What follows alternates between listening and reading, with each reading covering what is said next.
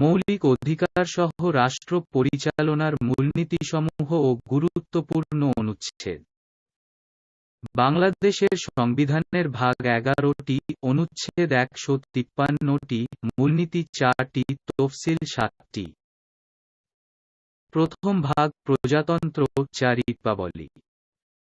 সংবিধানে প্রজাতন্ত্র উল্লেখ আছে প্রথম ভাগে 1-7 নং অনুচ্ছেদে।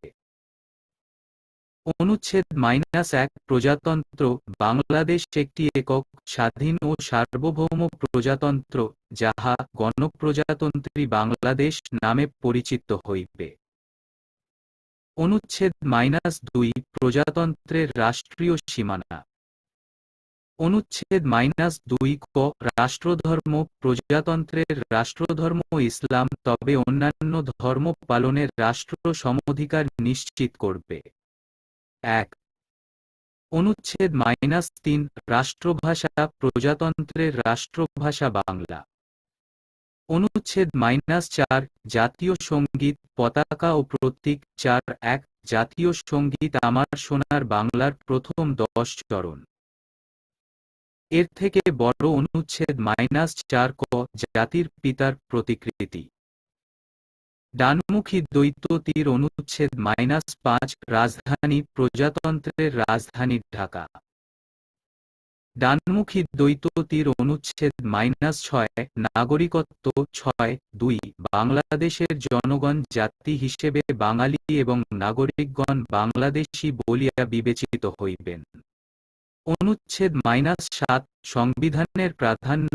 7.1 প্রজাতন্ত্রের সকল ক্ষমতার মালিক জনগণ। 7.2 সংবিধানের সহিত অসামঞ্জস্যপূর্ণ আইন বাতিল হবে। অনুচ্ছেদ -7 ক সংবিধান বাতিল, স্থগিতকরণ ইত্যাদি অপরাধ। অনুচ্ছেদ -7 খ সংবিধানের মৌলিক বিধানাবলী সংশোধন অযোগ্য। দ্বিতীয় ভাগ রাষ্ট্র পরিচালনার মূলনীতিসমূহ, fundamental principles of state policy. সংবিধানে রাষ্ট্র পরিচালনার মূলনীতির উল্লেখ আছে দ্বিতীয় ভাগে 8-25 নং অনুচ্ছেদে। ডানমুখী দ্বৈত তীর অনুচ্ছেদ 8 মূলনীতিসমূহ জাতীয়তাবাদ, সমাজতন্ত্র, গণতন্ত্র ও ধর্মনিরপেক্ষতা সহ এই সকল মূলনীতি হতে উদ্ভূত সকল নীতি রাষ্ট্র পরিচালনার মূলনীতি হিসেবে গণ্য। ডানমুখী দ্বৈত তীর অনুচ্ছেদ -9 জাতীয়তাবাদ ভাষাগত ও সংস্কৃতিগত একক সত্তাবিশিষ্ট যে বাঙালি জাতি ঐক্যবদ্ধ ও সংকল্পবদ্ধ সংগ্রাম করে।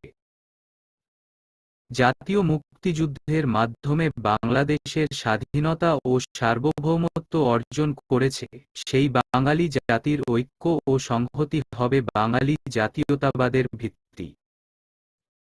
ডানমুখী দ্বৈত তীর অনুচ্ছেদ -10 সমাজতন্ত্র ও শোষণমুক্তি মানুষের উপর মানুষের শোষণ হতে মুক্ত ন্যায়ানুগ ও সাম্যবাদী সমাজলাভ নিশ্চিত করার উদ্দেশ্যে সমাজতান্ত্রিক অর্থনৈতিক ব্যবস্থা প্রতিষ্ঠা করা হবে।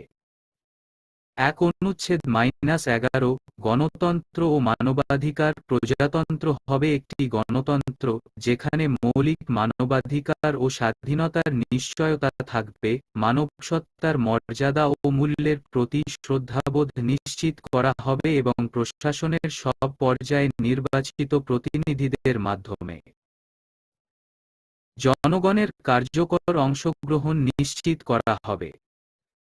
ডানমুখী দ্বৈত তীর অনুচ্ছেদ -12 ধর্ম নিরপেক্ষতা ও ধর্মীয় স্বাধীনতা ধর্মনিরপেক্ষতা নীতি বাস্তবায়নের জন্য সব ধরনের সাম্প্রদায়িকতা, রাষ্ট্রের দ্বারা কোন ধর্মকে রাজনৈতিক মর্যাদা দান, রাজনৈতিক উদ্দেশ্যে ধর্মের অপব্যবহার, কোন বিশেষ ধর্ম পালনকারী ব্যক্তির প্রতি বৈষম্য বা তাহার উপর নির্যাতন, নিপীড়ন বিলোপ করা হবে।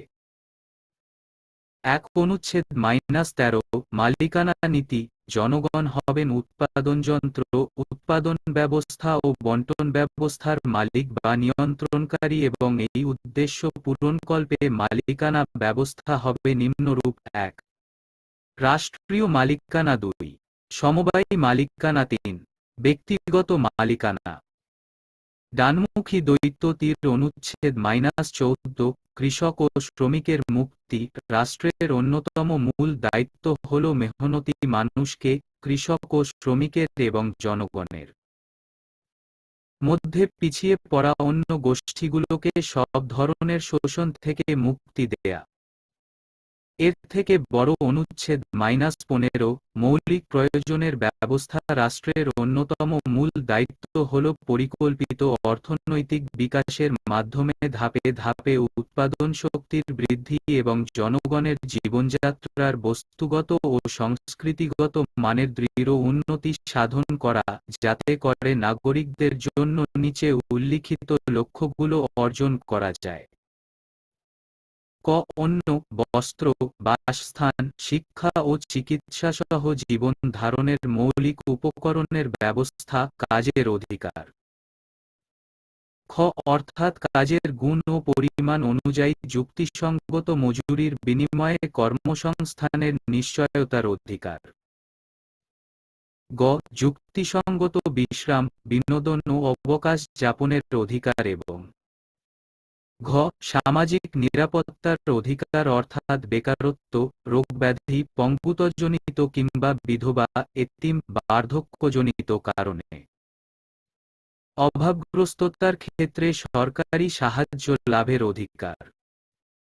অনুচ্ছেদ -16 গ্রামীণ উন্নয়ন ও কৃষি বিপ্লব শহরের ও গ্রামের জীবনযাত্রার মানের বৈষম্য ধাপে ধাপে দূর করার উদ্দেশ্যে কৃষি বিপ্লবের বিকাশ গ্রামে গ্রামে বিদ্যুতের ব্যবস্থা কুটির শিল্প ও অন্যান্য শিল্পের বিকাশ এবং শিক্ষা যোগাযোগ ব্যবস্থা ও জনগণের স্বাস্থ্যের উন্নয়নের মাধ্যমে গ্রাম অঞ্চলের আমূল পরিবর্তনের জন্য রাষ্ট্র কার্যকর ব্যবস্থা গ্রহণ করবে। 16 নং অনুচ্ছেদকে বাঙালির আগামী দিনের 6 দফা বলা হয়।